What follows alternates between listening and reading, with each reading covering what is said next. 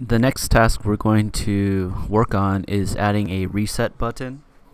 And in the end, there's going to be three screen GUIs. One is the reset button, the other is the oomphs, and at the bottom is the leaderboard.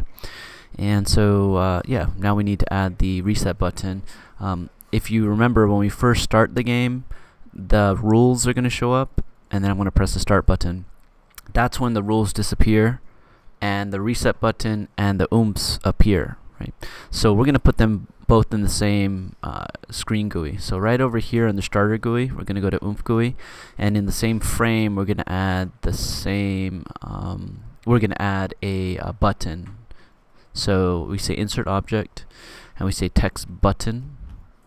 It's right here. I'm going to rename this guy to be reset button.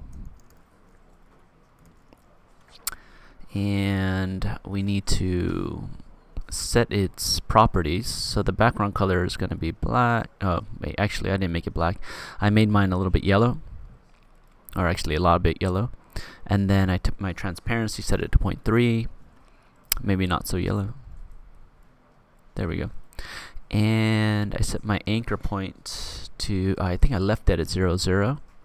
And then border color I changed to white, which is right about there.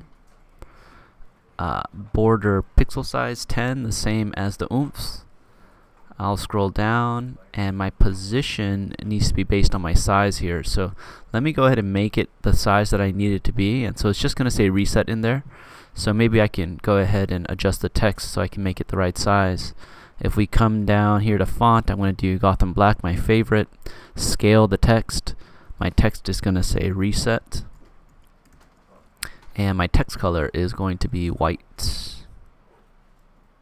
So I say OK.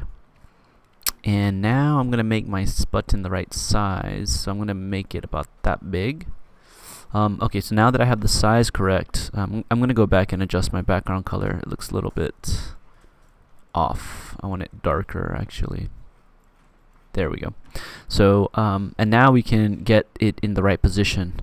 So the size is set. The position is going to be 1. Oh, I'm sorry. Here, let me go here. It's the second element in that first. So the second number, you'll change it to the negative version of this number here, right? So I'm going to be negative 197. And then over on this side, I'm going to do the same thing with my. I'm going to do a negative 300. And then on the first number, it's going to be 1 and 1. So there we go. It appears here. Okay. Now you can adjust this value. This is the X value and this is the Y value. So you can adjust this if you want this to be closer. And I do want it to be closer. So I'm going to change this to a lower number, like 270. And I think that looks pretty good. But I'm going to go actually even lower to 260. And that looks good to me. Another thing is that we want the right-sided border to show up.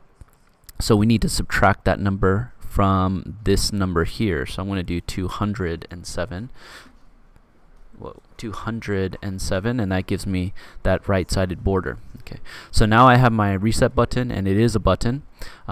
We need a script associated with it. Okay, so we need to say, like, when this button's clicked, do something. So I'm going to right-click, insert object, and I'm going to go with a local script because yeah, all scripts that have to do with the clicking of a button, which is a GUI, are local scripts. Okay, and they should happen on the client's computer. So the first thing we need to do here, actually, maybe I can, yeah, okay, maybe we can just register the click for now. Okay, so first thing we need to do is get the player. So to get the player in a local script is very easy. All we do is say game.players.localPlayer, and we got the player. The next thing we need is the button, because we need to check if the button has been pressed. So I'm going to do script.parent.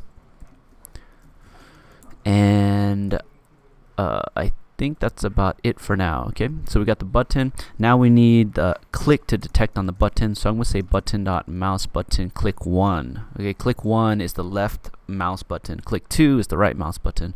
I want the left mouse button, so that's what I'm going to put. Colon connect, and then inside the parentheses on button click. Okay, so it's going to wait, and when the button is pressed, when the button is pressed with the left mouse button, it's going to run this function. So now I need to define that function. So it's going to be like function on button click, and I want to do something. So I'm going to print something like button has been clicked. Okay, just to test it out and see if it actually works. So now we can go ahead and play the game and click on that button, and we should see down here in the console in the output it should say, so there we go. I'm going to hit reset and you can see button has been clicked. Okay, so we got an action happening based on the clicking of a button, and we have the button. So the next video we're going to talk about how to get it to actually reset and move the player back to the starting position.